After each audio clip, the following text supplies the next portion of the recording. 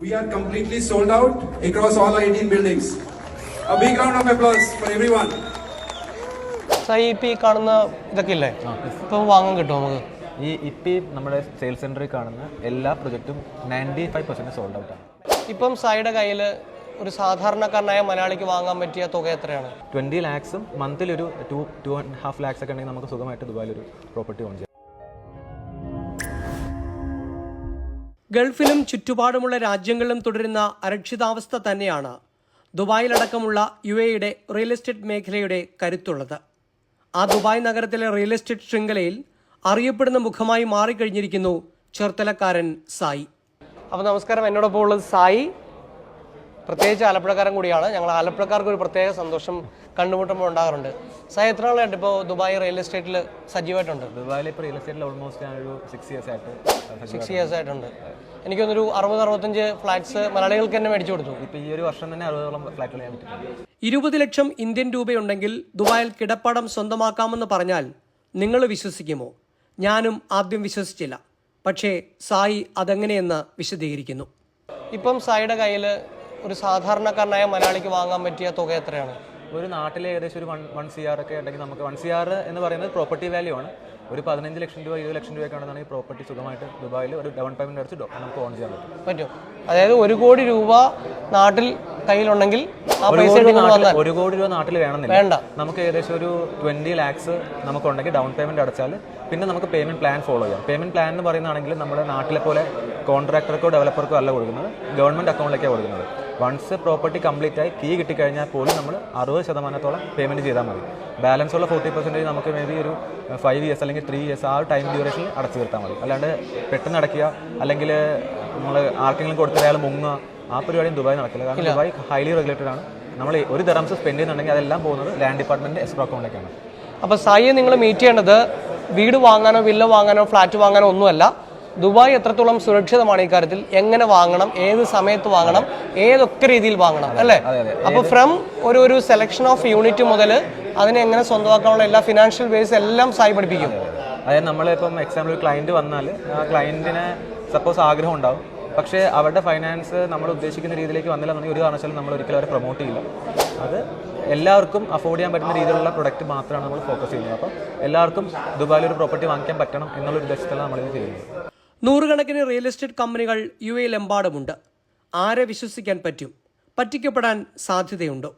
Basically first advantage എന്ന് പറയുന്നത് tax free ആണ്. നമ്മൾ ഒരു ദിർഹംസ് പോലും പ്രോപ്പർട്ടിയിൽ ടാക്സ് ഇല്ല.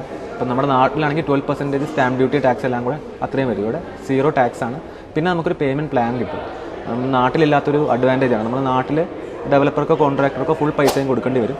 ഇവിടെ എന്ന് പറഞ്ഞാൽ നമുക്ക് 8 വർഷം അല്ലെങ്കിൽ ഞാൻ പറഞ്ഞ പോലെ 10 വർഷത്തോളം പേയ്മെൻറ്റ് പ്ലാൻസ് ഒക്കെ ഉണ്ട്. അപ്പം അതിനനുസരിച്ചിട്ട് നമുക്ക് വളരെ ചുരുക്കം, വളരെ ഒരു 30-40% അല്ലെങ്കിൽ 50% ഒക്കെ അടച്ചിട്ട് ബാലൻസ് ഉള്ളത് നമുക്ക് താമസിച്ചുകൊണ്ടോ റെൻറ്റ് ചെയ്തുകൊണ്ടോ അടയ്ക്കാനുള്ള ഓപ്ഷൻ ഉണ്ട്. അതുണ്ടാകും. പിന്നെ അമ്യൂണിറ്റീസിൻ്റെ നമ്മൾ ഫെസിലിറ്റീസിലേക്ക് വരുമ്പോൾ നമുക്ക് വേൾഡ് ക്ലാസ് ഒരു 40+ അമ്യൂണിറ്റീസ് ഇവിടുത്തെ എല്ലാ ബിൽഡിങ്സും പ്രൊവൈഡ് ചെയ്യുന്നുണ്ട്. ഇപ്പം amenities like swimming pool, basket ball court, അങ്ങനെ ഒരുപാട് കബാന, അങ്ങനെ ഒരുപാട് ഫെസിലിറ്റീസ്, ഇൻഫിനിറ്റി പൂൾ, അങ്ങനെ ഒരുപാട് ഫെസിലിറ്റീസ് ഉണ്ടാവും.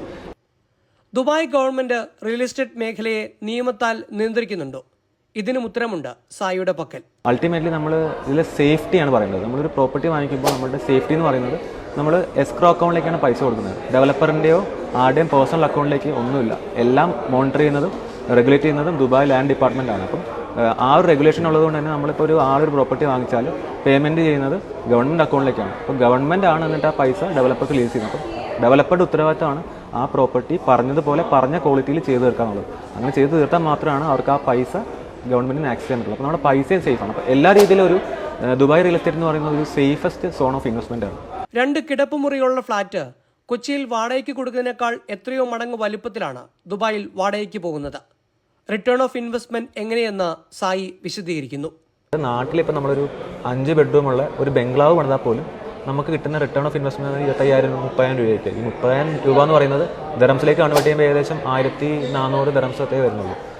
അതിൻ്റെ പകുതി എമൗണ്ട് നമ്മൾ നാട്ടിലെ ഇപ്പം ഈ പറഞ്ഞ ബംഗ്ലാവ് പണിയുന്നതിൻ്റെ പകുതി എമൗണ്ട് ദുബായിൽ ഇൻവെസ്റ്റ് ചെയ്താൽ ഒരു 1 bedroom അപ്പാർട്ട്മെൻറ്റിൻ്റെ സ്റ്റാർട്ടിംഗ് റെൻറ്റ് മന്ത്ലി എന്ന് പറയുന്നത് 1.5 lakh ഒക്കെയാണ് കൺവേർട്ട് ചെയ്യുമ്പോൾ. അപ്പോൾ അത്രയും ഒരു പ്രസ്റ്റീജിയസ് ആയിട്ടുള്ളതും അത്രയും റിട്ടേൺ ഓഫ് ഇൻവെസ്റ്റ്മെൻറ്റും ഉള്ള ഒരു ഇൻവെസ്റ്റ്മെൻ്റ് ആണ് ദുബായ് റിയൽ എസ്റ്റേറ്റ് എന്ന് പറയുന്നത്. പിന്നെ ഏത് പ്രോപ്പർട്ടി, അതായത് നമ്മളൊരു യൂണിറ്റ് വാങ്ങി അത് വാടകയ്ക്ക് കൊടുത്തു കഴിഞ്ഞാൽ മിനിമം 1.5 ലക്ഷം രൂപയെങ്കിലും നമുക്ക് ഒരു മാസം. ഞാൻ പറയുന്നത് വിശ്വസിക്കേണ്ട. ദുബായിൽ താമസിക്കുന്ന ഒരാളോട് ചോദിച്ചാൽ മതി. ഒരു 1 ബെഡ്റൂം അപ്പാർട്ട്മെൻറ്റ് എങ്ങനെയാണ് റെൻറ്റ് കൊടുക്കുന്നത് എന്നുള്ളത് ഇപ്പം ഞാൻ പറയുന്നത് വിശ്വസിക്കേണ്ട. ആരോടും ചോദിച്ചാൽ ജനറലി അറിയാം. സ്റ്റാർട്ടിംഗ് റെൻറ്റ് സ്റ്റാർട്ട് ചെയ്യുന്നതിന് 1.5 lakhs വെച്ചിട്ടാണ്. അതായത് ഏകദേശം ഒരു 5,000 dirhams മിനിമം റെൻറ്റ് വരുന്നത് അപ്രോക്സിമേറ്റ്ലി. ക്യൂ നിന്ന് പ്രോപ്പർട്ടി വാങ്ങുന്ന കാഴ്ചയും ദുബായിൽ ഇപ്പോൾ പതിവായി ഉണ്ടെന്ന് സായി പറയുന്നു. സായി, ഇപ്പം സോഷ്യൽ മീഡിയ പ്രത്യേകിച്ച് ഗൾഫിലെ ഇപ്പോൾ ടിക്ടോക്ക് ആയാലും ഇൻസ്റ്റാഗ്രാം ആയാലും നിങ്ങളെപ്പോലുള്ള ഒരു റിയൽ എസ്റ്റേറ്റ് ഏജൻസിൻ്റെ ഭയങ്കര കളിയാണ്. എന്താ അതിനുള്ള കാരണം? എന്താ നിങ്ങൾക്ക് പൈസ കൂടുതൽ കിട്ടുന്നതുകൊണ്ടാണോ? അല്ല, പൈസ ഇപ്പം റിയൽ എസ്റ്റേറ്റ് എന്ന് പറയുന്നത് ഒരു വേൾഡിൽ തന്നെ ഏറ്റവും ബെസ്റ്റ് ഇൻഡസ്ട്രിയാണ്. അതിൽ ദുബായ് എന്ന് പറയുന്നത് വൺ ഓഫ് ദ ബെസ്റ്റ്. കാരണം ഇപ്പോൾ ഗ്ലോബൽ ബബിൾ ഇൻഡെക്സ് എടുത്താൽ ദുബായ് വളരെ താഴെയാണ്.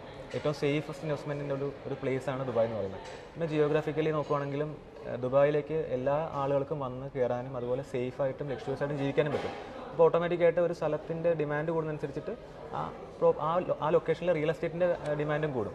അതാണ് സംഭവിക്കുന്നത്. അപ്പോൾ അൾട്ടിമേറ്റ്ലി ഇവിടെ ഇത്രയും റിയൽ എസ്റ്റേറ്റ് ബ്രോക്കേഴ്സ് അല്ലെങ്കിൽ ഏജൻസി ഉണ്ടാകുന്നതിൻ്റെ കാരണം എന്ന് പറഞ്ഞാൽ ഇപ്പം മലയാളികൾ ഉണ്ടാകുന്നതിൻ്റെ കാരണം നാട്ടിൽ ഞാൻ നേരത്തെ പറഞ്ഞ പോലെ എത്ര വലിയ പ്രോപ്പർട്ടി ഇൻവെസ്റ്റ്മെൻറ്റ് നടത്തിയാലും നമ്മുടെ return of investment less than 1% ആണ്. ഇവിടെ സ്റ്റാർട്ട് ചെയ്യുന്ന 8% ആണ് സ്റ്റാർട്ടിങ്. 8 to 15 വരെ നമുക്ക് റിട്ടേൺ ഓഫ് ഇൻവെസ്റ്റ്മെൻറ്റും ഏകദേശം 100% ക്യാപിറ്റൽ അപ്രീസിയേഷൻ. അതായത് ഈ വർഷം വാങ്ങിച്ചിട്ട് ഒരു 3 വർഷം കഴിഞ്ഞാൽ ഡബിൾ ആയിട്ടൊക്കെ നമുക്ക് പ്രോഫിറ്റ് എടുക്കാൻ പറ്റുന്ന പ്രൊജക്റ്റാണ് ദുബായിലുള്ളത്. എന്തുകൊണ്ട് സായി എന്നൊരാളെ ഞാൻ നിങ്ങൾക്ക് പരിചയപ്പെടുത്തുന്നു? അതിനുള്ള ഉത്തരം ഇതാണ്.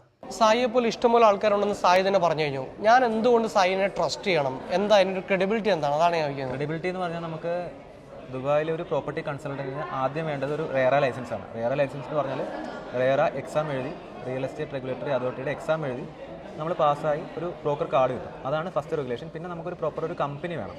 ഇവിടെ എല്ലാവരും ബ്രോക്കേഴ്സ് ആണല്ലോ. അപ്പോൾ നാട്ടിലായാലും എല്ലായിടത്തും ബ്രോക്കേഴ്സാണ്. അപ്പോൾ നമ്മൾ ഒരു ബ്രോക്കർ എന്ന് പറയുന്ന രീതിയിലല്ല, ഒരു കൺസൾട്ടൻറ്റിനെ അപ്രോച്ച് ചെയ്യാനുള്ളതാണ്. കാരണം നാളെ ഈ പ്രോപ്പർട്ടി വാങ്ങിച്ചു കഴിഞ്ഞാൽ ഈ പറയുന്ന ആൾ അവിടെ ഇല്ലെങ്കിൽ നമുക്ക് നാളെ റെന്റ് ഔട്ട് ചെയ്യണം, റീസെയിൽ ചെയ്യണം, അല്ലെങ്കിൽ നമുക്ക് റീഫിനാൻസ് ചെയ്യണം. ആരുടെ പോയി അപ്രോച്ച് ചെയ്യും? അപ്പോൾ എപ്പോഴും നമ്മൾ വാങ്ങുന്ന സമയം മുതൽ ഒരു ക്രെഡിബിൾ ആയിട്ടുള്ള ഒരു കൺസൾട്ടൻറ്റിനെ അപ്രോച്ച് ചെയ്യുമ്പോൾ നമുക്ക് റേറ കാർഡ് എന്ന് പറയുമ്പോൾ അപ്രോക്സിമേറ്റ് നമുക്ക് ഇതുപോലൊരു കാർഡ് നമുക്ക് ഗവൺമെൻറ് ഇഷ്യൂ ചെയ്ത് തരുന്നുണ്ട്.